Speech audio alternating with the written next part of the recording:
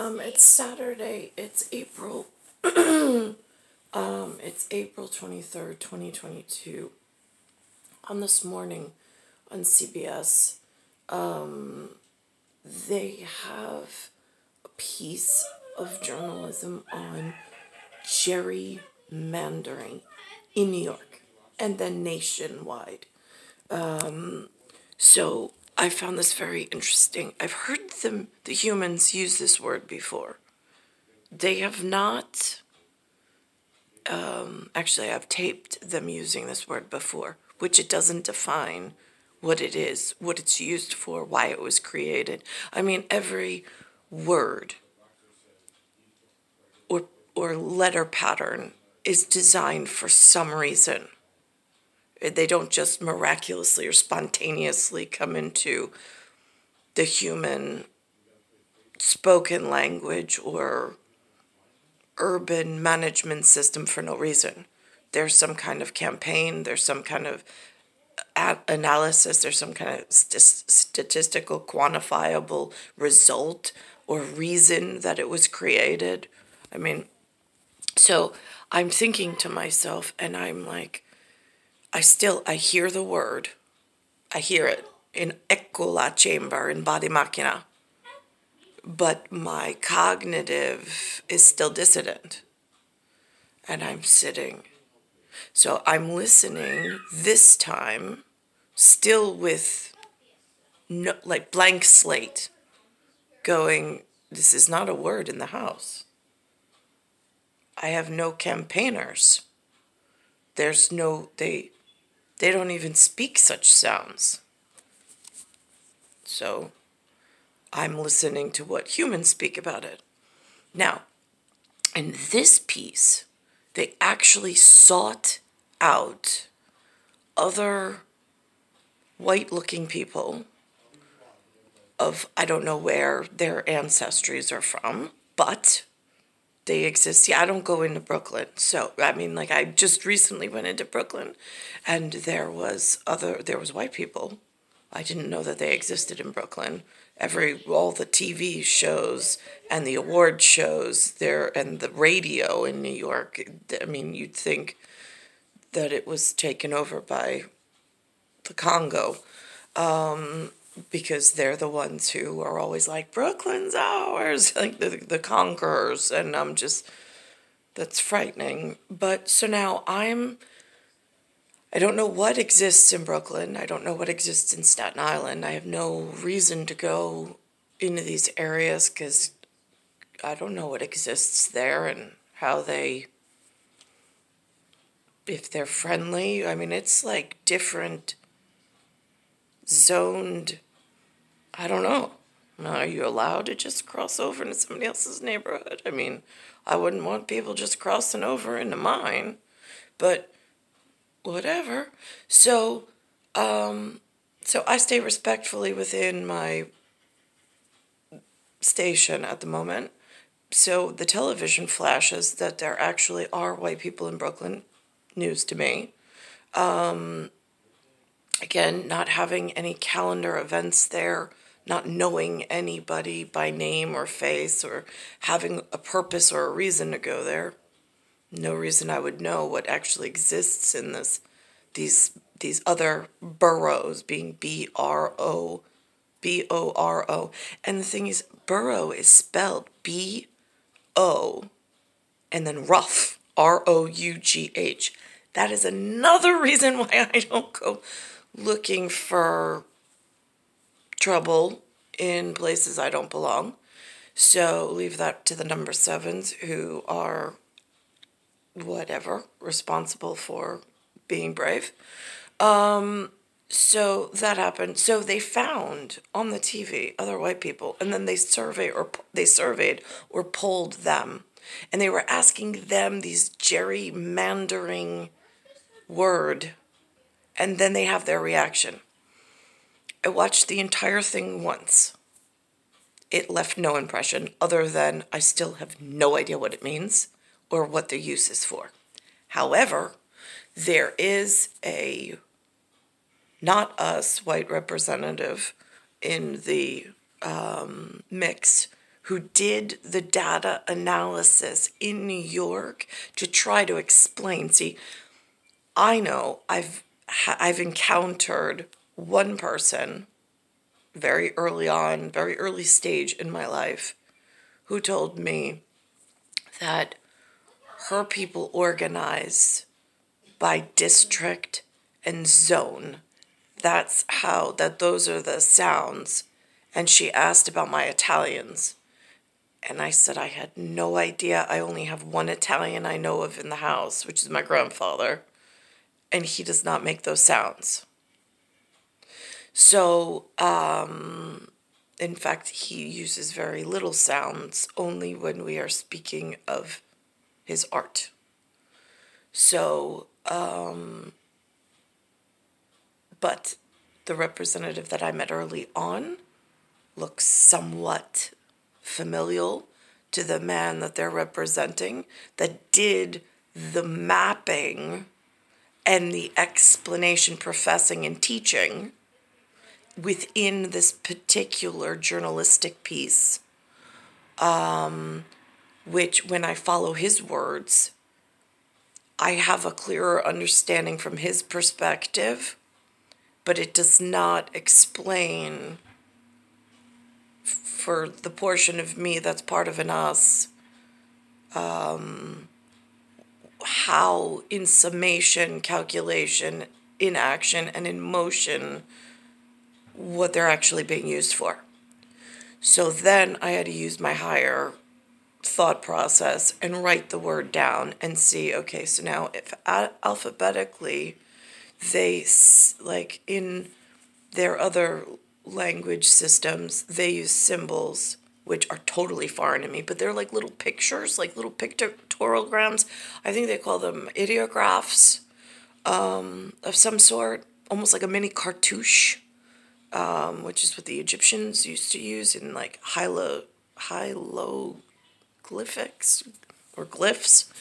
So I used English as a glyph system, and I just wrote the pattern of gerrymandering. And then all of a sudden, like light bulbs went on in where can I tie that campaign word back to? What might they have meant by it? It ties into the word HE double hockey sticks. But it's a higher order process because the hockey sticks are turned in a mirror image the other way. And then I wrote a second set of glyphs to remind myself how to try to watch this again and process it. So, again, if this is the full word, it's got a symbol G here. It's got an energy symbol there. It's got 2 rotations, and then it's got a gamma. But this could also be seen as an upper gamma. And then it's got a man, and then it's got der, and then ing. So that right there was like, oh, is that what they're trying to use it for? I mean, because when they speak on it, they lose me in their word patterns of trying to regurgitate it and like adopt it, but they don't really get it themselves. So, and then I truncated this gigantic piece of information into more simple. How did they come upon this possibility? And I was like, all right, so now with that in mind, I listened with 2 ears. The first time I listened as, I've never heard of these things before. It's like a foreign language, this gerrymandering. Let's see what the humans put together this morning. I noticed that they found family members or tribe members somewhere in the city system. I was impressed that they actually allowed them on camera, because it seems like there's a fight for this airwaves and like FaceTime on even reporting our own business on to each other on New York airwaves. It seems like there's some other whatever that showed up that they're just like all about themselves. And it's like, could I get a message from something that's family oriented? I mean, it looks Again, like that movie, Murder on the Orient Express from like the 1970s. Anyhow. The spring sale at Raymour & Flanigan is going on.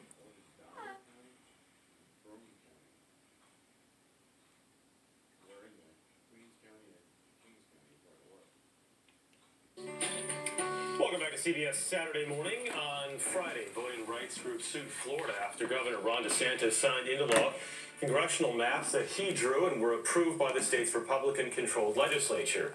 It is the latest move in it. And again, I listened to this, the way that they present it. I have no idea what that means. I hear that Ron DeSantis took something away from Disney.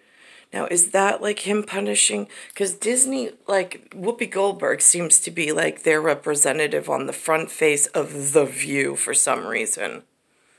Even though that's not how it originally started. So I'm just if that is more backroom court suing, going from Jew to sue in Italiano, from bottom to top, they keep submitting these papers, trying to take money from people and rearrange power. And the couch potato has been just sitting mildly and waiting, trying not to get hurt. And it's very confusing. So when they speak of Ron DeSantis and taking these, is he trying to take them away from the new abuse after some power shift that nobody knows about? Or again, it gets really confusing from a consumer point of view or like the citizen point of view of, I have nobody to look up to. I'm in 6 foot under syndrome. It's moving a nationwide battle over how congressional districts are determined and who decides where to draw those lines. It can be a hyper-partisan process known as gerrymandering. But does it guarantee the political knockout punch critics fear it can deliver? Brooke Silva-Braga is here with more on that. Brooke, good morning.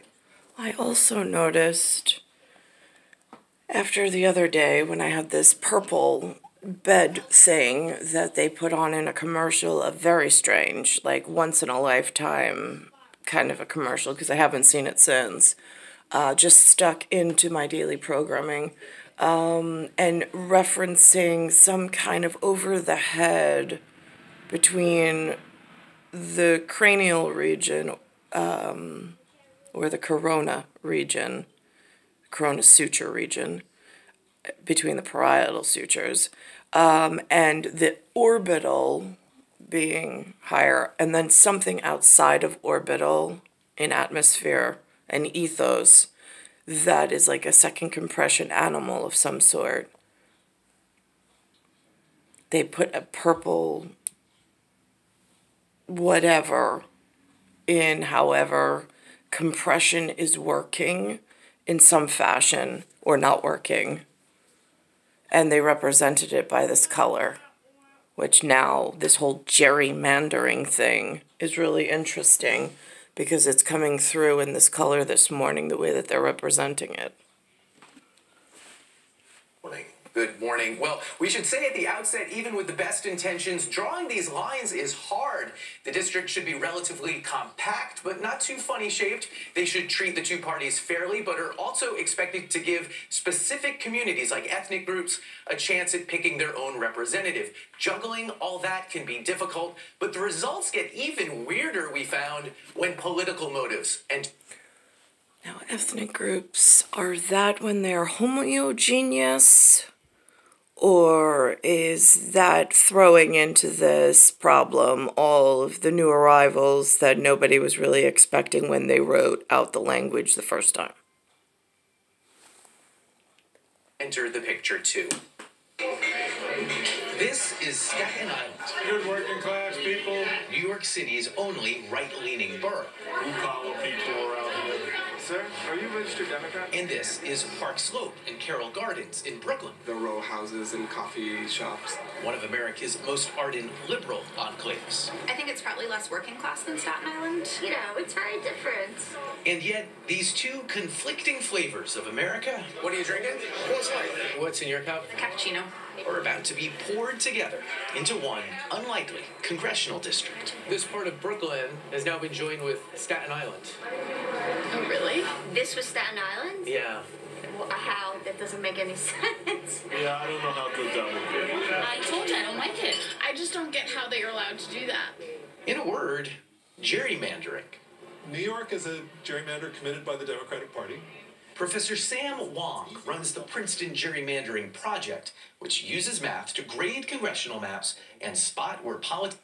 It uses math, but yet it's not taught in the schools of what to watch out for, how to participate, how to keep, because even in my Queens district, which I don't, again, they've had a couple of district numbers, I don't know which one's which, and I really can't remember them, because it's not like it's something, it's more of these secret systems that they've been growing over time and keeping amongst, not us, even though I have a very Hellenistic look, and I'm supposed to be part of a very special process. But instead, I've been withheld from even conversation, trying to improve and understand what words they're using and how it's evolved. Politicians are squeezing voters into districts to benefit the politicians themselves. So a good example is the Texas. But how do they become politicians? Like, where did that... Are these, like, poli-science majors? Are these pollinators? Going back to the Garden of Eden and the Garden of Life? Is that what they're supposed to be? In, like, a nice way to explain them? Because the thoughts and the patterns have been completely disrupted in the Big Apple, for sure. I don't know about the rest of the nation. But that also goes from Big Apple to Empire State and Big Apple to New York. It's been completely disrupted. Texas 35th Congressional District. And what the Republicans have done there is they've created this beautiful spiderweb-like district that puts a... Because now you have outside foreign nations, children, studying the internal mechanics of the interior of the whatever, the us. Puts a whole lot of Democrats in one district where they can only elect one person. Is that legal? That is perfectly legal. There are some rules around map making. The districts shouldn't hurt minority representation or be terribly misshapen. But even that, when left to politicians, is in the eye of the beholder. Over the last 6 months, state legislatures have been drawing maps they insist are legal, and then, in several cases, state courts have overturned or even redrawn the districts. The states. I should mention, while the states are doing whatever this is, I have not even been approached once for a conversation. Not a phone call, not a, could you attend this meeting? We'd like to bring you up to speed. They've left me out completely. State Supreme Court found Republicans illegally gerrymandered them. Yes, gerrymandering is more than 200 years old, but it's become much more powerful recently because modern mapping software can now precisely carve up communities whose increasingly... So now, I'm just curious, is the modern computer software working for these foreign companies of faceless, nameless units in some corps that have some kind of, like, I don't know, strategic law firm in front of them that makes it dangerous for what's been traditionally North American? Is that why there's so much movement of not us into the North American us? Increasingly polarized voting habits have become easier to predict. Would also be easier now that they have this computer software that somebody allowed them into to target and purchase like little tiny monopoly pieces in quiet, insidious ways to grow data mining and data farming and public health concerns. Behavioral science concerns as well. They helped swing control of Congress. There was the great gerrymander of 2010. One political party, the Republican. 2010. Is that the first break into the White House by the Not Us guy? The non-family state member? I'm just curious. Republicans drew maps in state after state to perform as they wanted. That raised howls from Democrats. Stop your gerrymandering! And that created energy for reform. 2 ballot measures in November could bring radical change. Virginia will establish a bipartisan redistricting What a fine use for the word energy in a crisis of genealogy. commission. This time around, 15 states have some form of independent or bipartisan commission drawing lines. Some have worked, some not so much. And notice here on this redistricting commission, they have this box, because this is not part of the lower 48. This is part of something called a 50. But it doesn't have the GU or the, what was the other one? Oh, and it doesn't have Alaska in here. So, I don't know, again, that's confusing. And disruption in direct, whatever. A critical part of a well-functioning commission is it has to have clear rules and it has to have final authority. We have done what the people of California. Clear rules, final authority. That's interesting. Because they've broken pretty much every rule.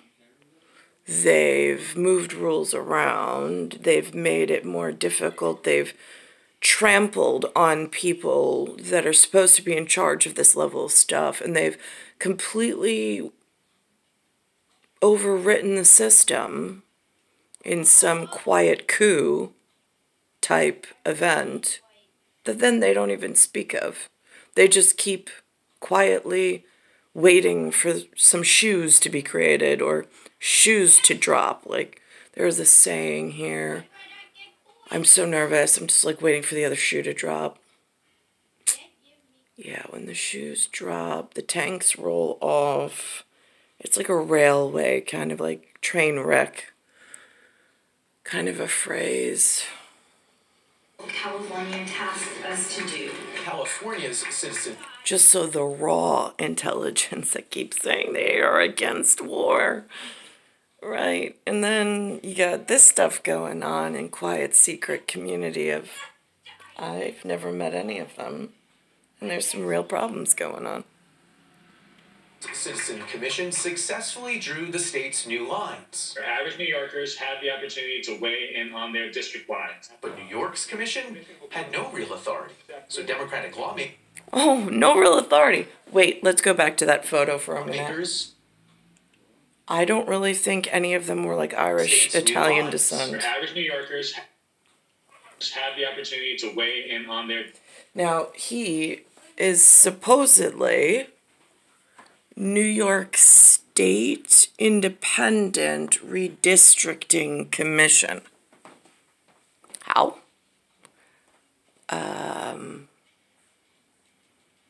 Their district lines. But New York's commission. Oh, let's look at New York's commission. Oh, I see 3.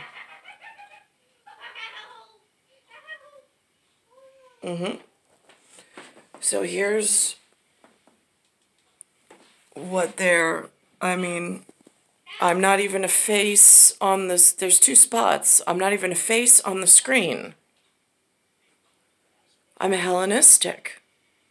I'm on the side of the Supreme Court in statue. I'm in New York City statues. There's other places. I saw a place outside of a church in a foreign land yesterday mentioned where there is a what appears to be a WAR going on, and they had a statue that looked exactly like my son Alexander. I'm like, how is this possible? And this does not look very Italian and Irish.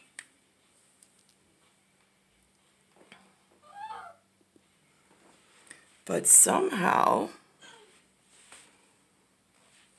they're handling the gerrymandering issue all to themselves, and I only see 3 representatives that might be outvoted, depending on what's going on in some of these other Hollywood squares.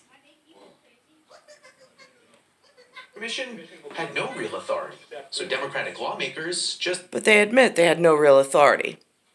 I noticed their voting or their schematic of who's handling the process is not even properly set up by this independent commission, who's also not a typical New Yorker. just made their own map. Okay, we're now in the 10th Congressional District, and it runs for about 500 feet. Probably. It's this one block, right? Carroll Park. Brooklyn is sliced like a pizza into Democratic-friendly slivers. So this park here is in the 10th. Yeah. But just right behind us. By geospatial terms, I look at where they put the lines, and they make the lines thicker or thinner as a legend or a way of, because the way that they wrap around, I mean, it is so confusing to the eye. Now, is that by genealogy? They're trying to connect genealogy because of all of this influx of foreign money and like trying to buy up plots and pieces and districts within, while being totally silent about it, where the public doesn't even know? Those buildings, that's the 7th. No. That's the 11th. That's the 11th. That's the 7th over there. By snaking the 10th through 15 miles of tortured turns, mapmakers could shift those liberal Park Slope voters into Staten Island's 11th district. It's the type of district now where no matter what you do, half the people are going to be upset with you. Republican Congresswoman Nicole represents the 11th. For now. And when you saw the map, you thought what? I said they're trying to silence the voices of the people in this district. I mean... That is the most truest answer, but not for the reasons that she then goes into, whether it's confusion or whether it's falsely misleading the public into some other program. I don't even know if she knows the full extent of it. And the people in this district sent a clear message. They did not want Max Rose representing them in Congress. Democrat Max... I don't even know this Max Rose. Never heard of him. Max Rose served as Staten Island's congressman for 2 years, then lost the seat to Malliotakis. He's running again, and lucky for him, the 11th is now 20 points more favorable to Democrats. And yet... I certainly don't see this as a gerrymandered seat. Rose insists that the seat wasn't drawn to help Democrats. In New York, partisan gerrymandering is illegal. Why do you think the district was moved? You know, I would definitely defer that question to those who... Now, partisan gerrymandering is illegal. What does that even mean? Because it looks like to me the illegal part already happened a lot. Nobody's been enforcing the real law and the real need and reason for it. And now they're trying to change the rules, the games, the faces, and they're trying to figure out where to go from here. What I know is what I can control. We need politicians that are willing to rise above the muck and do the right thing no matter the cost. The hard thing, no matter the cost. A hard thing right now would be admitting that these districts were moved to your benefit, and that may not be great for democracy. No, look, this district in so many ways remains a swing district. Many Democrats have swung to a less idealistic approach to gerrymandering. Shouldn't Democrats just do the same thing to maximize the number of Democratic seats? Democrat-friendly maps in New York and Illinois are justified, the thinking goes, as long as Texas and Ohio are gerrymandering for the GOP. The plight of Nicole drew little sympathy around. Nobody has any idea what a GOP is. It's 3 letters at this point. I mean, for me, it's the G operational, like the way it's supposed to be. But I don't even know if that's clearly defined correctly anymore, based on these 2 symbols. And then there was a 1977, right before my bicentennial arrival of 1978, that led to HE double hockey sticks. Around Park Slope. They're going to be able to eliminate the one Republican rep in New York City. Because they have this area. Yeah. Oh, so that's a good thing. There you go. There you go. They don't even have Democrat and Republic responsibility correct. The parties are not even clearly defined because there's so much not us inside of the party us system that then reaching the people, they're just like, I mean, talk about lost. Gerrymandering is wonderful. They wouldn't like it if we did it to them, so why is it different than they do it to us? This year, gerrymandering has evened out, with districts drawn equally unfairly across the country. Neither Republican... That is still one of my favorite arguments, honestly. ...nor Democrats have an advantage nationally. Wong says the loser is the voter. If what you care about is raw power, there's more balance in this horrible practice of gerrymandering than there was 10 years ago. But if what you care about is fair representation or competition, those are still problems. I harbor this somewhat perverse hope that maybe if it turns into a stalemate, I don't know, maybe it'll become less of a hot button issue. Maybe. Or maybe not. On Thursday, a state appeals court ruled New York's map is an illegal partisan gerrymander that needs to be redrawn. The decision is being appealed. There's no way it won't be a hot button issue. So he says more balance now, but less fairness. Right. If that makes any sense. A lot of this does not make sense. It really doesn't. And we will continue to... From the mouths of babes. Thank you. I feel the exact same way. You're discussing in the break. You've heard of Employee of the Month. How about Employee of the Century? No. They also went into a piece on a writer. I have to pause this and then get to him because it's going to be a lengthy video. But I definitely think that it's important to put the 2 of them together because he speaks on some very few key op that articulate with the G gamma or lowercase gamma, uppercase gamma, lowercase gamma that I'm just was whatever. Bringing the thought process down to just an easier solute. So hang on a second. All right, now the author that they're going to speak on speaks on things I have no idea about. Things that scare me, like what goes bump in the night scares the heck out of me, but it seems to be his forte and what he speaks on. This morning, the beginning of a new trilogy by one of the most acclaimed authors in America. Don Winslow is the veteran crime writer behind dozens of books, including Savages and The Death and Life of Bobby Z, both of which were turned into movies. Starting 17 years ago, he began releasing a trilogy about the war on drugs. Bestsellers, The Power of the Dog, The Cartel, and The Border. Now he's turned his focus to the Irish and Italian mobs of New England, a subject he's won. Now, that's an interesting heraldry and lineage that they've put together. He's wanted to write about for decades. City on Fire is the first of 3 planned books. Especially being in New England.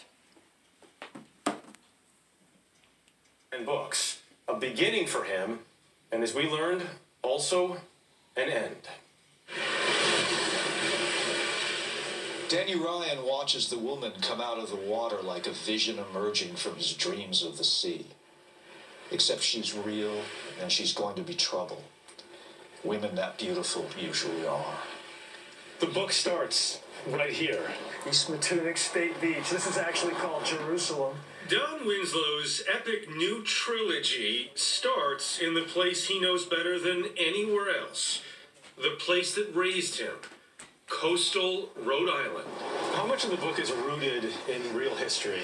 Oh, most of it. There's none but a lot of hookwick. Real-life mob stories were splashed across headlines here for decades. Stories Winslow blended with his own past, including years working as a private investigator before he became one of the most famous crime writers in America. I had this idea quite a while ago about, there was an incident that took place on a beach between Italian and Irish mobsters. And it sounded to me like Helen of Troy. The hero of... I go back to like Life's a Beach. Just curious, because the Hellenism also ties in with that one. Of City on Fire, part of a 3-book series that Winslow's already finished, is Danny Ryan, a longshoreman constantly pulled between established criminal codes of violence and retribution and his better instincts. Under Winslow's watch, Ryan becomes just as memorable as his last great hero. On the Easter rooftop thing that they just invited us to, the man kept saying, "Even Steven." I was like, that's interesting. Haven't heard that in a while. DEA agent Art Keller, the main character in a previous Winslow trilogy that focused on the war on drugs. I spent more time with Art Keller than I've spent with any other real human being in my life. I was 23 years with that character, virtually every day. Danny, not much less than that. I think the Catholicism that I grew up in is present in both of them. Big time. Big time. Maybe the black and white way of looking at the world, you know? In terms of you're very definitive when you see something that you believe is wrong. Yeah. Or right. Yeah, yeah. We spoke with Winslow inside a playhouse his parents once operated. First opened in 1933. This place is Theater by the Sea in Matunic, Rhode Island. I started here as an actor when I was 12. This place has a lot of history for the Winslows. All kinds of people have performed here. Mae West, W.C. Fields, Groucho Marx, Marlon Brando, Henry Fonda. My dad was a big burlesque fan. He loved burlesque comics. So I finally wrote a burlesque show. You don't write a burlesque show, you type a burlesque show. Yes. And we did it here with Jennifer Flowers. Was the Jennifer Flowers. The Jennifer Flowers was the girl singer in the show. So that's the genesis of Don Winslow's storytelling. Yeah, coming here and hearing and doing kind of the spoken word. No. If you will, the muscularity of words, the sounds of them, I think was really key. I can't agree more. In recent years, Winslow has focused his unique intensity and communication skill on more than just books. He's become one of the country's most prominent political activists, peppering his Twitter feed with dozens of posts a day and producing videos opposing former President Donald Trump and Republicans that have been viewed more than 250 million times. For the left, it's been heroic work. For the right, it's toxic. I get called a lot of names, on social media that are personal and sometimes threatening. But you do a lot of the attacking yourself on social media now. I do, but I'm right. It must be nice to feel that you are right. Just give me 1 second, I'm so You can have your own opinion, but the facts are the facts. We had a president, and we all saw it, Jeff. We all heard it. We all saw it. You saw it. You heard it. Come on. Try to overthrow the government of the United States. Try to overturn a legal election. What are the consequences? This has been almost singularly the focus of your Twitter feed. Lately? Last couple months now. Yeah. Do you think people are listening? I think so. There are those who would say, why are you focusing on the past and the guy who was president instead of the person who is president? and the future right now? Because it seems like you talk a lot more about Trump than you do about Biden. Well, because the past is still with us. And so... He's not president anymore. They took away his Twitter account. They took away Facebook. He's relegated to sending out press releases on email. Right. But there is aiders and his abettors, 50 of whom, 50 people involved in the January 6th insurrection are now candidates for government office. Josh Hawley, who was encouraging the rioters, is sitting in the Senate spewing his idiocies. Who you refer to routinely as a piece of... Yes. But does that talk just fuel the general atmosphere of anger? Listen, Jeff, these people are bullies. They are classic schoolyard bullies. They talk tough and they act tough until someone punches them in the nose, and then they go running to teacher.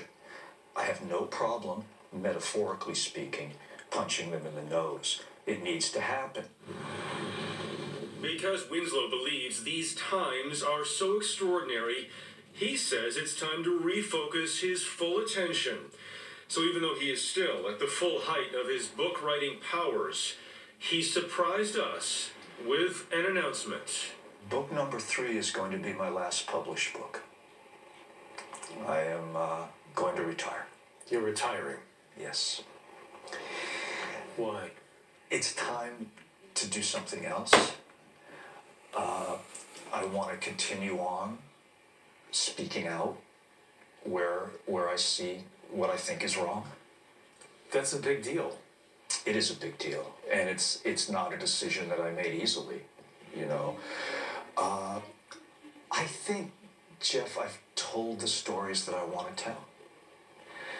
And I don't want to keep writing just for the sake of publishing or just for the sake of a paycheck, you know.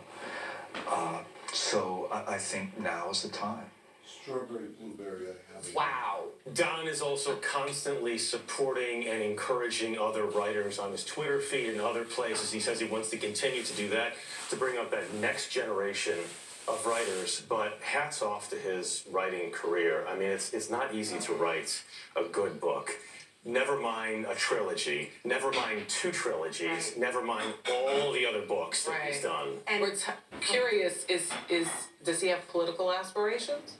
Well, he certainly wants to continue the activism that he's taken part in on social media. And I would say never easy also to just follow what your heart tells you to do as well. We'll be right back. So that was an amazing piece. My grandfather used to say it's better than a punch on the nose. No idea what that meant. It was just something that Grandpa said, or my no, N-O-N-N-O used to say. I'm in New York. And it's star 1978, star 8378, Nicole, Cattaruzza. It's Earth, Solar System, Milky Way, Universe, Galaxy is broken. And it's Bayside Station, Bayside, New York, 11361.